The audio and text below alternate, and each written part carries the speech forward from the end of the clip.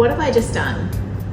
Welcome back to my signature series 8-Figure Sprint, where I'm building a cult brand from scratch with the wildly delusional goal of hitting 8 figures in just 12 months. It's time to debrief week 2 of the sprint. Let's talk about what we got done. First of all, the money spent was $262.48, and that was on the business name registration and securing all of the domains. You want to make sure you get the .com and the .com.au, and that also included me going on a back order for other domains that I wanted to secure as well. I have started the process with the trademark application, but it hasn't officially been lodged yet. I'm getting somebody to do that for me, so that cost will come in the next week or 2. Hours worked this week, 3 to 4 hours on about 4 nights a week. I'm not going to lie. There was a lot of scattered days. I didn't do a full day this week, but it was like little spurts. So I would say about 20 hours was spent on the business this week. If we go back to last week, some of the things that I hadn't done yet were run the trademark and IP checks. That is now done. Register the business, done. Started the formula and the product research. Also narrow down my formula, exactly what I want in it. I spoke to some scientists and some formulators to see what's possible and what's not. So that is also done. I also had on here begin first round of samples and testing. I'm actually shifting that further down the process. When you are launching a brand or a business through crowdfunding,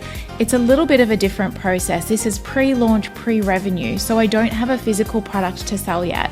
I'm also planning to pitch to retailers without having a physical product to sell yet. So what I need, the most important thing, is a very, very clear brand identity, very clear target market, and very clear space in the market. And visually, what are they looking at? What are they going to sell? What will be on the shelves? So that's where my focus is, on 3D mock-ups, branding, making sure that visually I have something to show. So I did do the pitch deck as well, which I'm very, very proud of. And now I'm just talking with a couple of graphic designers about getting the visual side of it all put together. I had some moments this week, I'm not going to lie, where I felt a little bit wobbly. When you have a goal that is so big and so bold and so ambitious like what I'm trying to do, and it's very difficult to find evidence of somebody doing this before you, there's plenty of companies out there doing it with a big team, a big budget. I actually couldn't find any where it's a solo founder, a solo female founder, and on a $5,000 or less budget. So I had the wobbles, but not enough to throw me off. I have such an unwavering self-belief that this is possible. I want this to exist in my life so badly. I'm convinced that other people will feel the same way about it. I've realized that if I want to build a big, bold business, I better be making big, bold moves. It's also just been a really good reminder that we stick to the plan, not the mood, on repeat.